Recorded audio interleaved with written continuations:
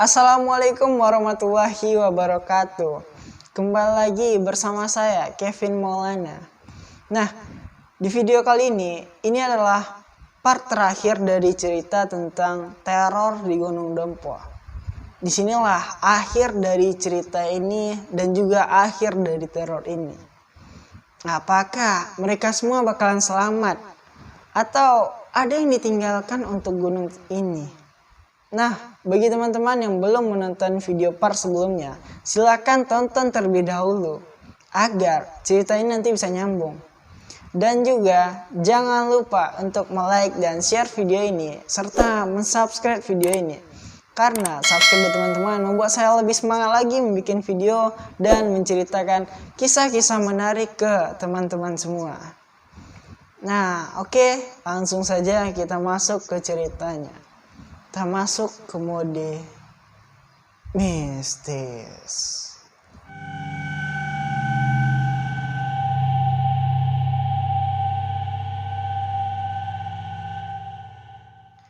Saat wajahku menoleh ke bawah, kulihat Bang Idan dan Anes tengah memanjat dinding jurang. Mimik wajah dari Bang Idan terlihat sangat takut. Aku memandangi mereka dengan tanpa harapan apapun. Aku sudah pasrah. Wajah Bang Idan adalah wajah yang terakhir kulihat sebelum ku menutup mata. Dan tiba-tiba ada suara terdengar hangat dan menenangkan.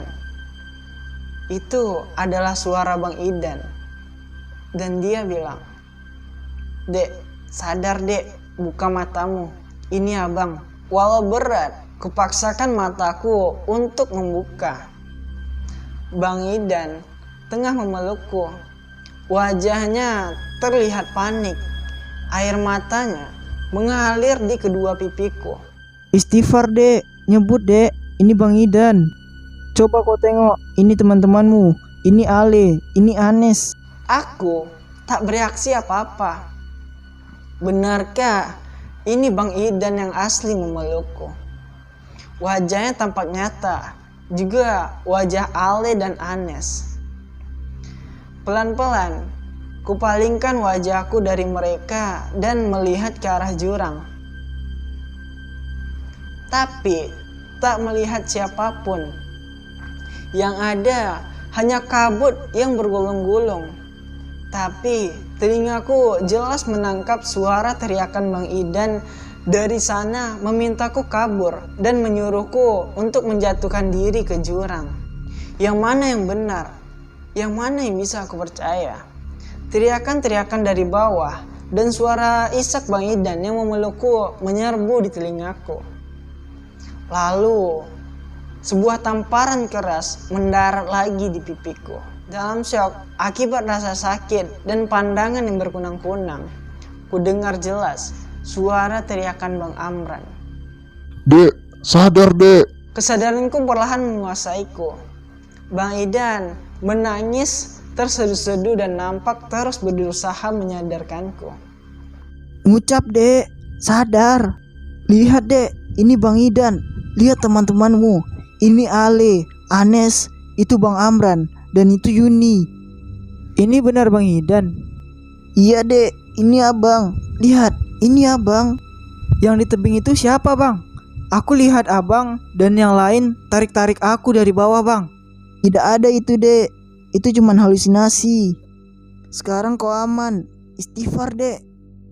Masih banyak yang ingin kutanyakan, tapi Bang Idan menghentikanku. Dia memintaku tenang dan mengatur nafas. Aku mengerti. Kulihat teman-teman yang lain dengan wajah paniknya. Yuni dan Bang Amran juga terlihat menangis. Rupanya mereka sudah sadar. Lalu kami semua menangis dan saling berpelukan sambil mengucap syukur. Dan tak menunggu lebih lama lagi, Bang Idan meminta kami segera bergerak karena aura negatif di tempat ini terlalu mencekam. Dan Bang Idan bertanya pada Bang Amran, Kamu benar, sudah sadar. Insya Allah Dan. Ya sudah, kamu pegang senter, jalan duluan. Aku menjaga Alpin, Ale dan Anes, kalian bimbing Yuni. Kamu kuat jalan, Dek. Aku mengangguk dan mencoba berdiri. Tapi ternyata kakiku masih terlalu lemah menahan berat badanku. Aku kembali roboh. Tanpa bicara lagi, Bang Idan membantuku berdiri, lalu memapahku berjalan. Pelan-pelan kami semakin lambat. Fisik kami udah semakin lemah. Ditambah cobaan-cobaan yang terus menghancurkan mental kami. Hanya dalam hitungan jam, keadaan kami sudah hancur luar dalam. Bang Amran dan Yuni yang kerasukan, Anes dan Ale yang terus-menerus diteror, dan aku yang paling parah. Penguat kami hanya Bang Idan. Saat aku kembali mulai tenang, ribuan pertanyaan meleset di benakku. Kejadian barusan bagaikan mimpi buruk yang masuk ke dunia nyata. Kenapa aku tiba-tiba di pinggir jurang? Kemana perginya pondok di tengah ladang itu? Siapa mayat-mayat hidup tadi? Kenapa mereka menangis dan meminta tolong? Dan siapa kakek nenek menyeramkan itu? Mendam sendiri, aku bertanya pada Bang Idan. Bang, kenapa aku tadi tiba-tiba di pinggir jurang, Bang? Siapa yang ada dalam jurang? Menjerit-jerit dan meminta tolong.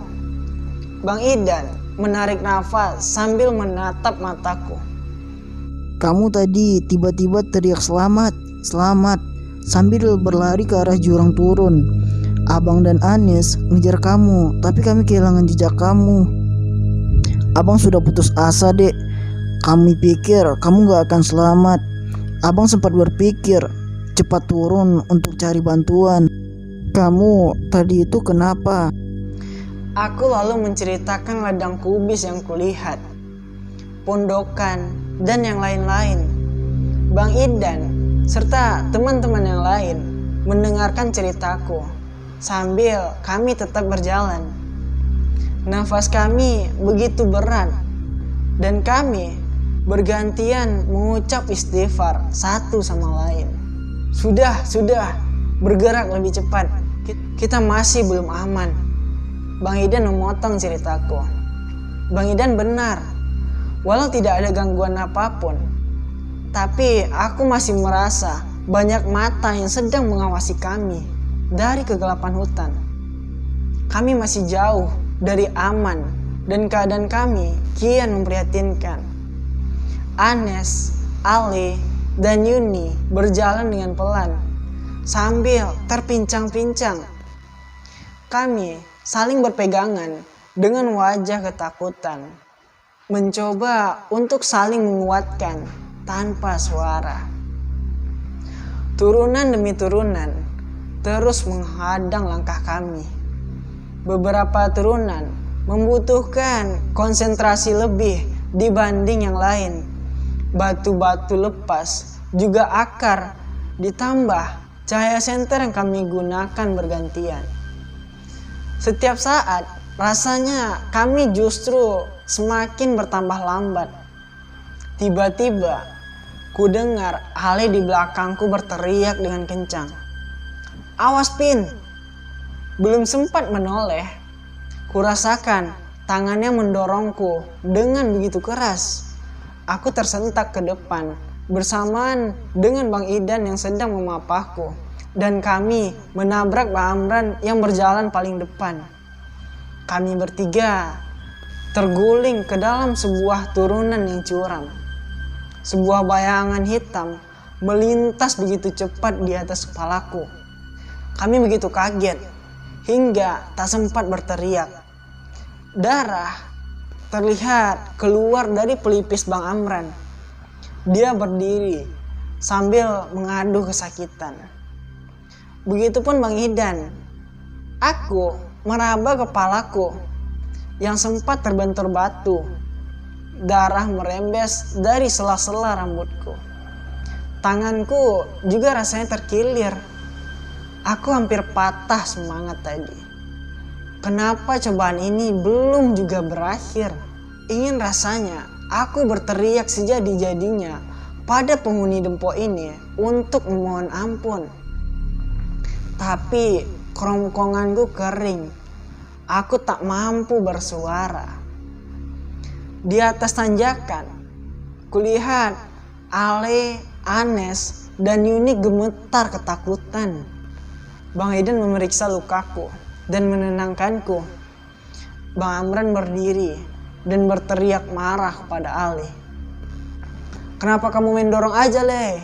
Ale menjawab terpatah-patah. Dia juga masih shock dengan ketakutan. Tadi ada makhluk hitam menerkam Alpin, Bang. Aku spontan mendorong Alpin. Maafin aku, Bang. Dan aku langsung lemas mendengar jawaban Ale. Bibirku kembali berucap istighfar. Bang Idan memandangiku. Nampak ada sesuatu yang tengah dipikirkannya. Tak lama, dia kembali memberi aba-aba agar kami kembali bergerak. Setelah kejadian terakhir, kami jadi lebih berhati-hati. Tapi tiap kali turun atau melompat, sebelumnya kami akan menoleh terlebih dahulu, memastikan tidak ada makhluk apapun yang menerkam. Saat lelah sudah tak tertahankan, Bang Amran yang berjalan paling depan memberi aba-aba untuk beristirahat. Di saat istirahat itu, Bang Iden bertanya kepadaku, Pin, ini ada yang gak beres. Abang perhatikan, kau yang paling banyak diincar. Ada yang ketutupi, Pin. Abang gak marah, Pin. Ada apa sebenarnya? Mungkin dengan jujur dan mengakui kesalahan, kita semua akan selamat. Ayo semua, kalau ada yang mau diakui, jangan ditutupi apapun. Kita harus saling jujur. Kami semua menunduk, mendengar suara tegas Bang Idan. Tapi dia terus menatap kami, menunggu sebuah jawaban. Dadaku berguncang dan aku mulai menangis. Semua mata memandangku saat aku mulai bicara. Bang Idan, teman semua, aku minta maaf. Bukan maksud aku berbohong. Aku berbicara sambil sesekali mengusap air mata. Bohong apa, Pin? Aku dilarang naik Dempo oleh bapak ibuku, Bang. Tapi aku nekat. Aku bohong ke mereka kalau aku cuma mau ke Prabu Muli, ke tempat omku. Astagfirullahaladzim.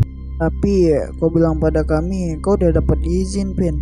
Aku juga bohong pada kalian, Bang. Maafkan aku, Bang. Aku menyesal, Bang. Benar kataku Dan, ada yang tak beres. Ayo, siapa lagi yang mau jujur? Sudah, semua sudah terjadi. Jangan marah. Sudah, jangan menyalahkan. Jadikan ini pelajaran. Lain kali jangan berbohong pada orang tua. Bahaya. Apalagi hendak naik gunung. Wajib hukumnya izin orang tua. Tak diizinkan ya sudah. Jangan berbohong. Dempo tak akan kemana-mana. Dia akan menunggu sampai kita siap. Ingat itu. Aku menunduk semakin dalam. Rasa bersalahku sedemikian besar. Bang Idan tampak mengerti. Dia mengusap punggungku dan mengajak kami untuk berjalan lagi. Ketika kami berjalan, tiba-tiba Yuni menjerit histeris dan meronta-ronta. Kulihat Ale dan Anes dengan sigap memegangi Yuni dengan kuat. Ale berteriak meminta tolong. Tubuh Yuni terangkat ke udara. Jeritannya kian kencang. Bang Amran dan Bang Idan melompat dan memegangi kaki Yuni. Sementara aku berdiri mematung. Tak mampu bergerak. Mataku merasa ngeri ngelihatnya. Jantungku seakan berhenti berdetak. Aku merasa ketakutan menatap penampakan perempuan itu. Pakaiannya putih panjang berkibar-kibar setiap angin. Seringai dingin tersinggung di mulutnya. Itu adalah Putri Dempo. Aku panik dan tak mengerti mengapa yang lain seakan tak melihat putri itu. Mata putri itu terus menatapku dengan dingin. Tangannya menarik kerah baju Yuni yang terus memberontak dan menjerit-jerit. Semua saling berteriak dengan panik. Keadaan makin mencekam. Teman-temanku seakan kalah dan mulai terangkat. Dan lalu kukumpulkan semua keberanianku. Aku ambil sebatang kayu dan berteriak sambil mengayunkan kayu itu ke tangannya. Lepaskan, lepaskan, lepaskan teman-temanku. Bang Amran berteriak menerkamku dan memegangi tanganku sambil berteriak. Jangan, jangan. Alpin, jangan. Kenapa kau pukul kepala Yuni, Alpin? Jangan. Bang Amran akhirnya menjatuhkan kayu yang kupegang serta menjatuhkanku. Kutatap ke atas. Pandangan putri itu melekat padaku dengan tatapan murka. Kemudian entah dari mana terdengar suara raungan harimau yang membahana. Aku menjerit histeris sambil menutup telingaku. Auman harimau itu seakan memberontak setiap sendi tubuhku. Kulihat putri itu pun melepaskan Yuni dan terbang menjauh. Aku semakin histeris ketika melihat sepasang harimau sebesar sapi dewasa di atas tanjakan. Kedua harimau itu menatap putri yang terbang semakin jauh. Raungannya sudah berhenti, hanya menyisakan geraman-geraman yang tak kalah mengerikannya. Ketika putri itu hilang, kedua harimau itu terbalik menatap kami. Tubuhku panas dingin, aku gelapan, tapi tak mampu mengeluarkan suara sedikit pun untuk memperingatkan yang lain. Tubuhku udah serasa lumpuh. Kedua harimau itu tepat berada di atas tanjakan di atas teman-temanku. Aku panik bercampur bingung. Bagaimana mungkin mereka tak melihat harimau sebesar itu? Tatapanku berpindah antara kedua harimau itu dengan teman-teman yang sibuk menenangkan Yuni yang menangis. Bang Amran tiba-tiba membentakku. Tadi kenapa kau mau pukul kepala Yuni? Aku bukan mau pukul Yuni, Bang. Aku pukul putri yang muncul di depan kita di puncak. Yuni mau dibawanya. Mendengar jawabanku, wajah Bang Amran dan yang lain langsung pucat. Keheningan mengambil alih. Yang terdengar hanya isak tangis Yuni dan Bang Idan berpaling pada Yuni dan bertanya, "Tenang, Dek, tenang. Kamu kenapa tadi?" Yuni menenggelamkan wajahnya di antara dua lututnya dan menjawab, "Ada bayangan hitam mau masuk ke badanku, Bang. Aku takut." Bang Idan membiarkan Yuni menangis hingga akhirnya tenang sendiri. Sambil terus mengingatkan agar kuat, Bang Amran menatapku seakan mengucapkan terima kasih dan meminta maaf karena telah menolong Yuni. Juga karena salah duga. "Bukan aku, Bang. Putri itu pergi karena ada sepasang harimau yang muncul dan meraung," kataku sambil menunjuk dua harimau itu dengan jariku. Mereka serempak kaget dan waspada mencari-cari keberadaan kedua harimau tersebut. Anes yang sebelumnya telah melihat harimau itu langsung pucat. "Sudah hilang, Bang. Yang tinggal hanya si putri itu. Dia masih mengawasi kita dari pohon," Aku berbisik ketakutan. Mereka makin panik. Terdengar kalimat terakhirku. Bang Idan langsung berdiri dan mengajak kami jalan lagi. Yuni dipapah oleh Anes dan Ale. Cepat-cepat tinggalkan tempat ini, kata Bang Idan. Kami terus berjalan dalam diam tanpa ada yang berbicara.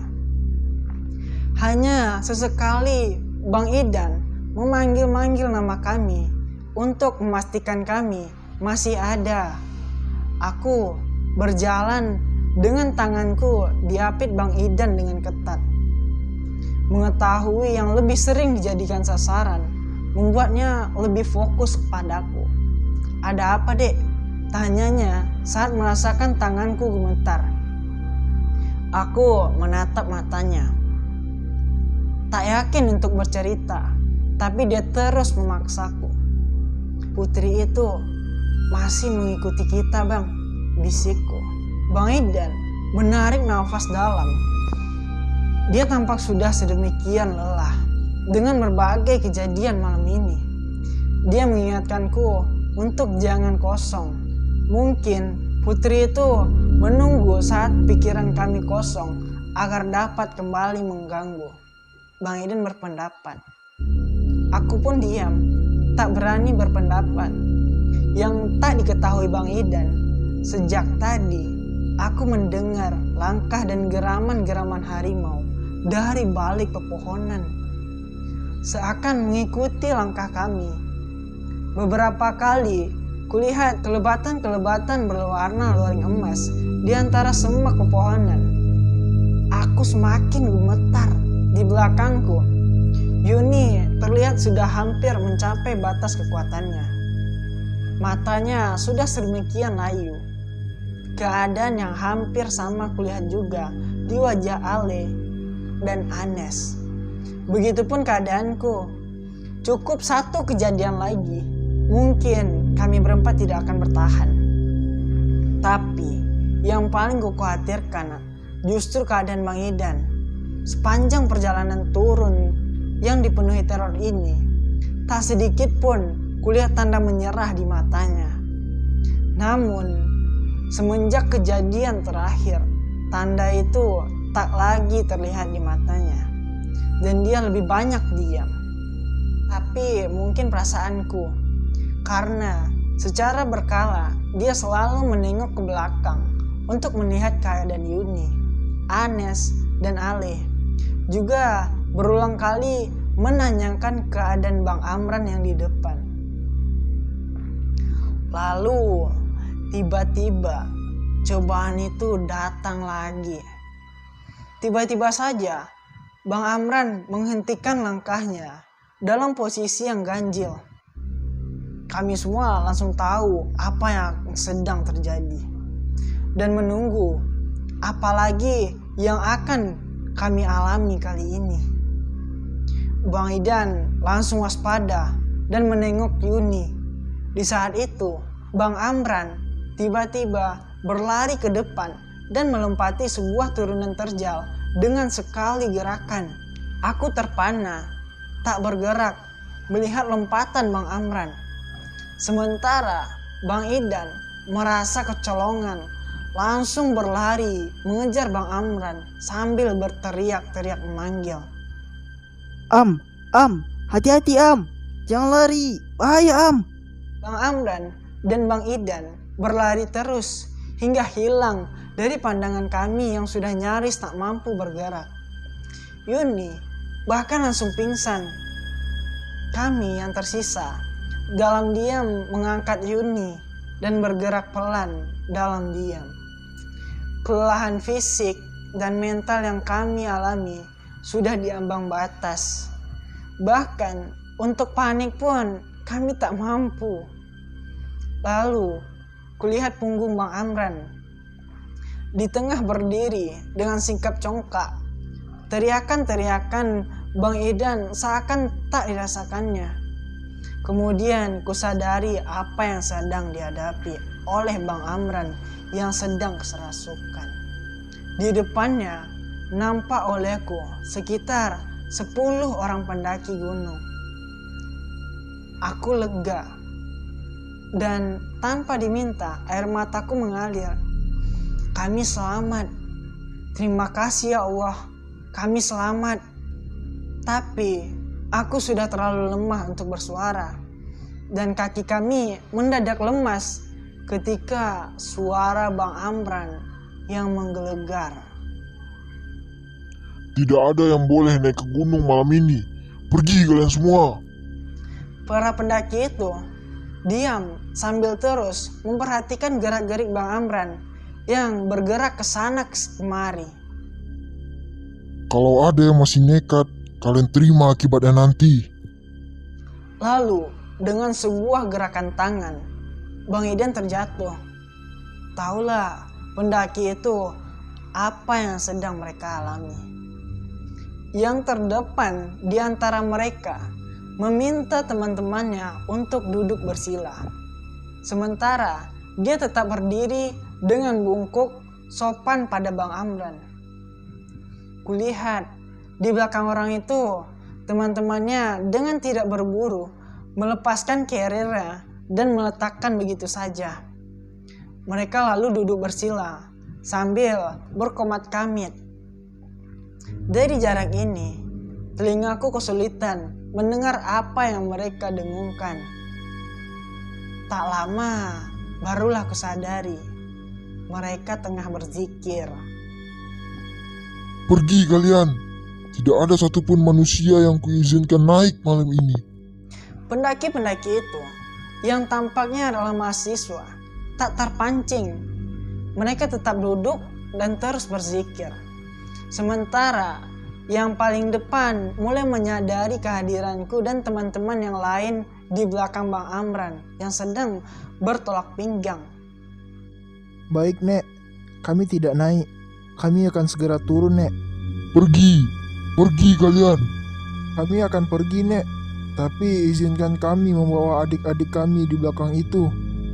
Tidak, mereka semua akan kami bawa. Pergi sekarang juga atau kalian akan menyesal. Pergi. Pendaki yang paling depan itu tampak memberi aba-aba sesuatu pada temannya yang di belakang. Lalu, tanpa bicara lagi, beberapa dari mereka merengsek ke arah Bang Amran dan segera menjatuhkannya. Beberapa yang lain menolong Bang Idan, lalu menolong kami semua. Raungan harimau kembali terdengar. Aku menutup telingaku sambil berteriak-teriak. Begitu juga dengan Bang Amran yang langsung lemas tak bertenaga.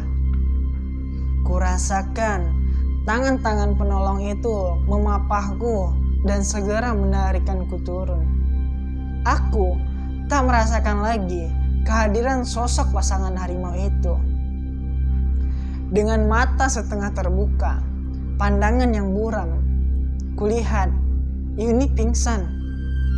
Dia digendong di punggung seseorang. Tubuhnya diikat seakan orang itu sedang menggendong carrier. Dan masing-masing kami dipapah oleh 2 orang. Tak ada pembicaraan apapun. Mereka bergerak dengan sistematis seakan sudah terbiasa. Dengan cepat mereka membawa kami turun. Dan azan subuh sudah berkumandang saat kami berhasil mencapai ladang penduduk. Kesadaranku timbul tenggelam. Di antara saat sadarku, kulihat tanaman teh di mana-mana. Lalu gelap lagi. Ingatanku berikutnya adalah jalanan aspal. Tapi aku masih terlalu lemah. Lalu gelap lagi. Ingatanku yang terakhir adalah kami tiba di sebuah rumah panggung. Si pemilik rumah ditemani beberapa jagawan yang menolong kami. Lalu gelap lagi. Singkat cerita, hari sudah terang ketika aku membuka mata. Di sebelahku terbaring teman-temanku. Selain Bang Idan, yang lain masih belum membuka matanya. Tatapan Bang Idan tampak kosong. Kelelahan terpancar jelas di wajahnya. Rasa hormatku padanya tumbuh berlipat-lipat. Tanpanya mustahil kami semua bisa lolos dengan selamat dari cengkaman penghuni Dempo. Perhatianku teralih ketika tuan rumah terdengar menyambut tamu yang baru datang. Dari sedikit yang kudengar, rupanya para pendaki gunung. Aku menduga rumah ini mungkin berfungsi untuk sebagai base camp bagi yang ingin mendaki Dempo. Dari suara-suara yang kutangkap, sepertinya ada beberapa orang juga yang sedang berkumpul di ruang depan. Bang Idan melihatku yang sudah terbangun. Dia lalu tersenyum. Alhamdulillah ya dek, kamu selamat. Abang benar-benar lega. Abang gak tahu harus ngomong apa ke orang tua kalian. Aku lalu memegang tangannya dan benar-benar berterima kasih. Dia lalu mengajakku cuci muka dan menemui orang-orang yang ada di depan. Orang-orang itu langsung berhenti mengobrol ketika kami muncul. Rupanya ada lebih banyak orang daripada yang kukira. Kulihat wajah-wajah tak asing yang tadi menolong kami. Mereka tersenyum, lalu mengajakku dan Bang Idan untuk duduk. Selain mereka, ada seorang bapak setengah baya. Mungkin bapak ini pemilik rumah. Wajahnya terlihat teduh dan bijaksana. Di dekat pintu, ada beberapa orang lagi dengan wajah dan pakaian yang lusuh, seperti baru saja turun dari gunung. Beberapa carrier tersandar di dinding. Aku dan Bang Idan mengucap berterima kasih kepada kakak-kakak mahasiswa itu. Kami juga menyalami mereka yang ada di ruangan itu satu persatu. Lalu, si bapak pemilik rumah meminta kami duduk dan meminta kami menjelaskan apa yang sebenarnya terjadi tadi malam. Mereka semua mendengarkan dengan seksama saat Bang Idan menjelaskan kejadian per kejadian yang rumit itu. Asap rokok mengembul di ruang depan itu. Orang-orang berpakaian lusuh tadi terlihat beberapa kali mengenyitkan matanya saat mendengar cerita Bang Amran. Lalu si bapak pemilik rumah mengambil alih ketika Bang Amran setelah selesai. Ketika Bang Idan setelah selesai menceritakan kisah kami tadi malam, lalu bapak pemilik rumah mengambil alih dan berbicara kepada kami semua. Adik-adik semua harus bersyukur masih bisa pulang dengan selamat. Kejadian yang kalian alami itu sudah termasuk gawat. Sejujurnya bapak di sini pun sudah pasrah. Kemungkinan kalian selamat itu kecil. Ini benar-benar keajaiban. Jadikan ini pelajaran. Besok-besok kalau mau naik lagi ke gunung manapun harus izin. Baik kepada orang rumah juga pada kami selaku guru kunci. Dan berlaku yang sopan dengan tidak berkata kotor, berbuat kotor, atau membawa sesuatu yang tidak pantas. Selain manusia, Allah juga menciptakan jin untuk hidup berdampingan. Gunung juga rumah dari banyak golongan mereka. Saya yang salah pak, bukan adik-adik ini. Saya tidak sengaja membawa sesuatu yang kurang pantas.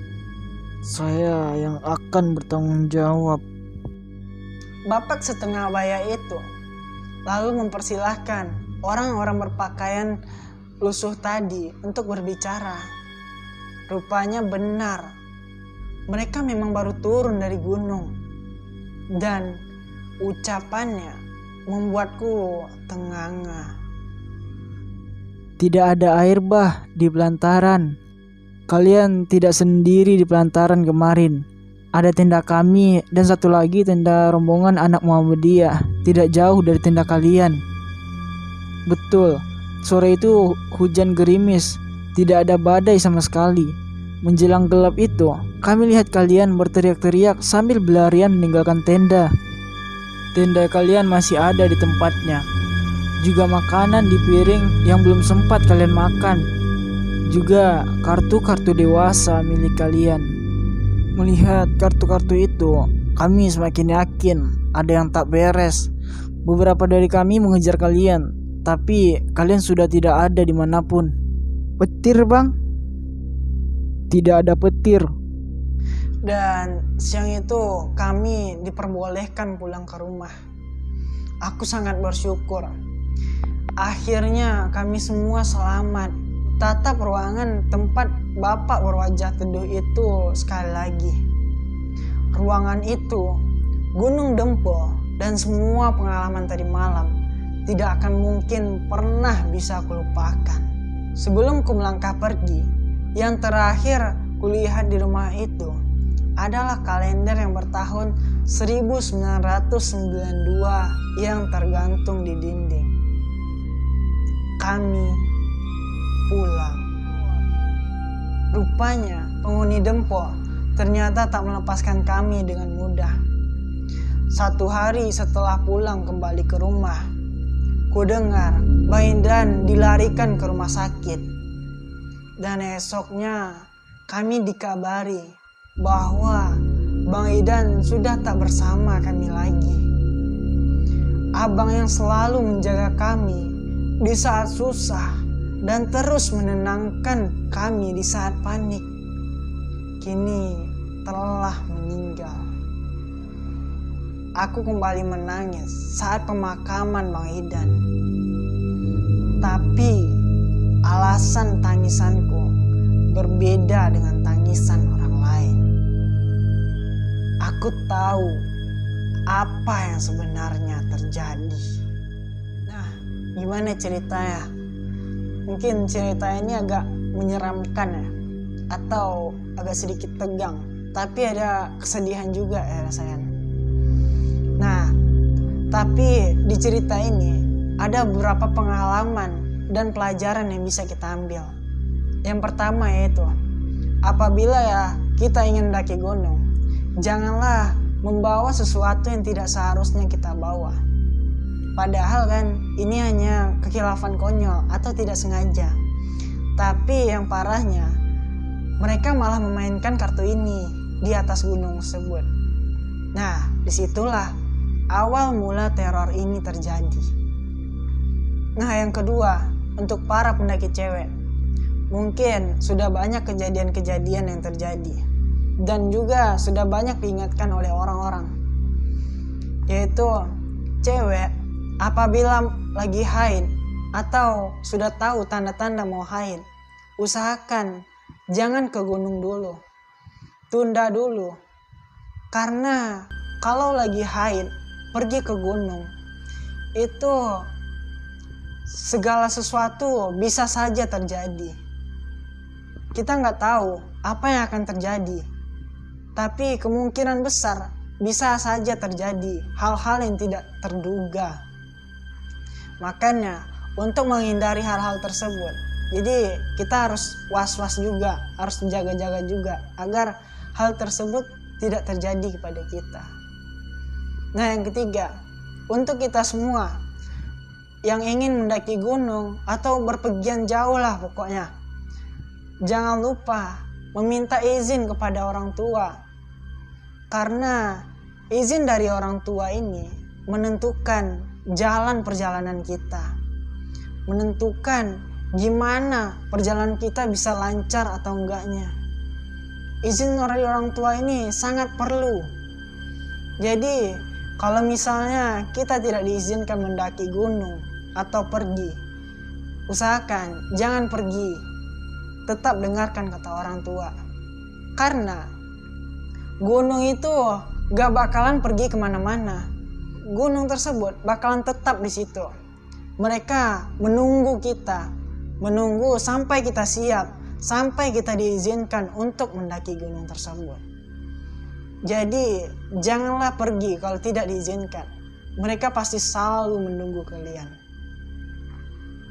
Nah, pelajaran yang keempat, karena satu orang yang emang sifat kepemimpinannya emang lebih tinggi dari teman-teman semua. Mereka terus menyemangati rekan-rekannya agar mereka bisa selamat sampai ke rumah masing-masing. Ini yang kita butuhkan kalau untuk mendaki gunung. Jika kalian melihat teman-teman kalian dalam kesusahan atau sedang capek, tolonglah mereka. Berilah mereka semangat. Ketika kalian memberi mereka semangat, mereka mungkin merasakan sedikit tenaga yang diberikan gitu. Dan otomatis kekuatan fisik mereka atau kekuatan mental mereka tuh bisa bertambah. Walaupun hanya sedikit. Tapi setidaknya berilah semangat terus kepada teman-teman kalian. Nah, dari cerita ini bisa kita ngambil pelajaran. Dia berani berkorban. Demi apapun berani berkorban. Itu adalah sosok Bang Idan. Mungkin saya tidak mengalaminya, tapi mendengar cerita ini saja Bang Idan itu emang kepemimpinannya, emang jiwanya emang mantap. Nah, itu saja pesan yang mungkin yang dapat kita ambil dari cerita ini. Nah, sebelum saya mengakhiri video ini, jangan lupa teman-teman semua untuk like dan share video ini ke teman-teman yang lainnya, serta mensubscribe video ini agar tidak ketinggalan dengan video-video saya berikutnya. Saya Kevin Maulana, pamit undur diri. Wassalamualaikum warahmatullahi wabarakatuh.